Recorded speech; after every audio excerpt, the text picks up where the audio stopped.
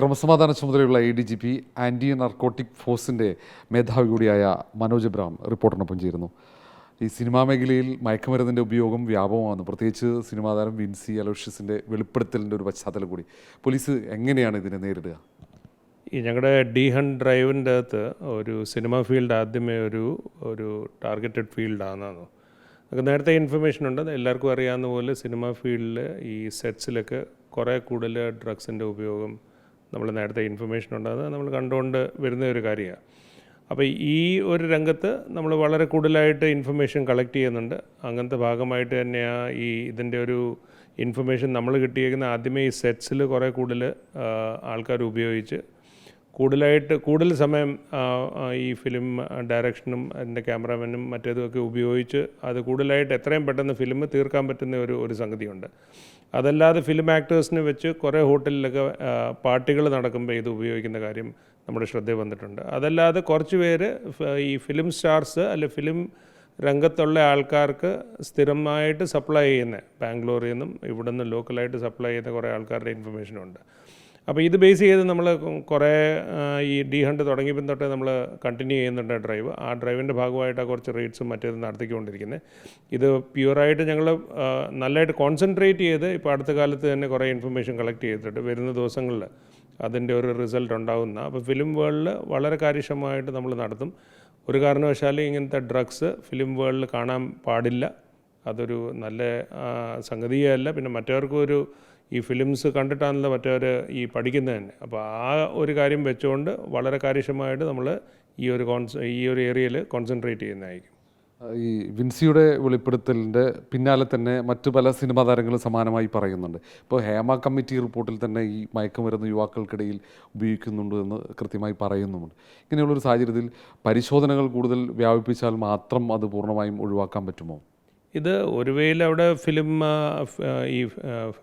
Films ബന്ധപ്പെട്ടുള്ള സംഘടനകളെല്ലാം ഒരു നല്ല ഡ്രൈവ് ഇപ്പം തുടങ്ങിയിട്ടുണ്ട്. 2-3 പ്രോഗ്രാംസിൽ എന്നെ തന്നെ അവർ വിളിക്കുകയുണ്ടായി, വന്നിട്ട് ആൻറ്റി ഡ്രഗ് മെസ്സേജ് കൊടുക്കണം. അപ്പോൾ ഒരു നല്ല മൂവ്മെൻറ്റ് ഇപ്പോൾ അവിടെ നിന്ന് തുടങ്ങിയിട്ടുണ്ട്. അത് എല്ലാവരും ഞാൻ പറഞ്ഞില്ല, ഡിമാൻഡ് ആൻഡ് സപ്ലൈ സൈഡ് ഈ ഒരു ഡ്രഗ് പ്രോബ്ലത്തിൻ്റെ അകത്ത് എപ്പോഴും ഈ 2 ഭാഗമുണ്ട്. അപ്പോൾ ആ 2 എല്ലാ സംഘടനകളും ഇതിൻ്റെ അകത്ത് നല്ല ഒരു തീരുമാനം എടുത്തുകൊണ്ട് ഇത് ഒരു കാരണവശാലും സമ്മതിക്കത്തില്ലെന്ന് പറഞ്ഞ ഒരു സൈഡിൽ ഡിമാൻഡ് സൈഡിൽ വരണം. സപ്ലൈ സൈഡിൽ ഇവർക്ക് കൊടുക്കുന്ന ആൾക്കാർ, യൂസ് ചെയ്യുന്ന ആൾക്കാരെ നിയമ നടപടിക്കുള്ളിൽ തന്നെ കൊണ്ടുവരണം. അപ്പോൾ ആ 2 ഭാഗം ഒന്നിച്ച് പ്രവർത്തിച്ചു കഴിഞ്ഞാൽ നമുക്ക് ഈ പ്രോബ്ലം ഒന്ന് തീർക്കാൻ സാധിക്കത്തുള്ളൂ. പൊതുവേ സിനിമാ താരങ്ങളൊക്കെ ഇത്തരം നിയമ നടപടികളിൽ നിന്ന് രക്ഷപ്പെട്ടു പോകുന്നു. പൊതുസമൂഹത്തിന് അങ്ങനെ ഒരു വിലയിരുത്തലുണ്ട്. അങ്ങനെ ഒരു മുഖം നോക്കാതെയുള്ള നടപടി പോലീസിൻ്റെ ഭാഗത്ത് നിന്ന് ഉണ്ടാവുമോ? അതെ, ഇത് പ്യുവർലി ഒരു കാരണവശാലും ഇതിൻ്റെ അകത്തൊരു പരിരക്ഷ കൊടുക്കുന്ന അല്ലെങ്കിൽ ഏതുവരും ഒരു എക്സംഷൻ കൊടുക്കുന്ന കാര്യമില്ല. എത്രയും ശക്തമായിട്ട് തന്നെ ഫിലിം വേൾഡിലായി കഴിഞ്ഞാൽ ഇവർ ഞാൻ നേരത്തെ പറഞ്ഞ പോലെ ഒരു മാതൃക സൊസൈറ്റിക്ക് തന്നെ. അതുകൊണ്ട് മാതൃകയായിട്ട് തന്നെ ഇവരുടെ ഒരു ശിക്ഷാ നടപടികൾ അല്ലെങ്കിൽ ഇതിൻ്റെ നിയമ നടപടികളും ആ രീതിയിൽ തന്നെ ആയിരിക്കും. ഒരു ദാക്ഷിണ്യം കൂടാതെ തന്നെ ഡ്രഗ്സ് ഉപയോഗിക്കുന്നുണ്ടെങ്കിൽ കർശനമായിട്ട് തന്നെ നടപടി എടുക്കാനുള്ള കാര്യങ്ങളായിട്ടാണ് നമ്മൾ മുമ്പിലോട്ട് പോകുന്നത്.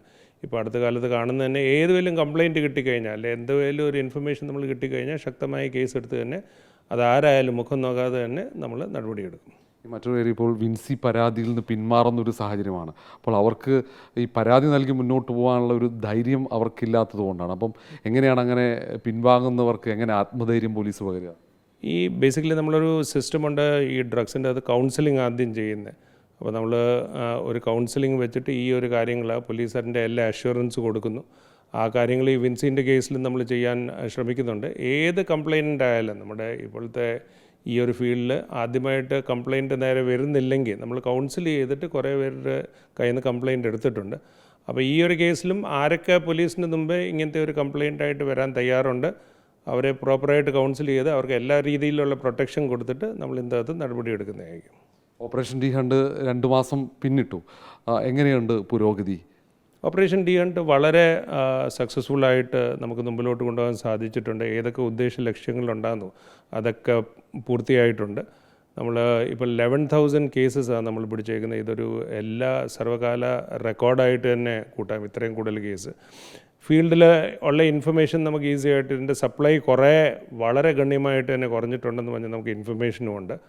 അപ്പോൾ ഇതൊരു വൺ ഓഫ് മെഷറായിട്ട് നമുക്ക് പോകാൻ പറ്റത്തില്ല. ഇത് കണ്ടിന്യൂ ചെയ്യണം. അതുകൊണ്ട് ഇതിനു വേണ്ടി ഇതൊരു കണ്ടിന്യൂ ചെയ്തൊരു കുറച്ച് കാലം വളരെ കണ്ടിന്യൂസ് ആയിട്ട് ഈ ഒരു ലെവലിൽ കൊണ്ടുപോയി കഴിഞ്ഞാൽ നമുക്ക് സപ്ലൈ പ്യുവറായിട്ട് കുറയ്ക്കാൻ സാധിക്കത്തുള്ളൂ.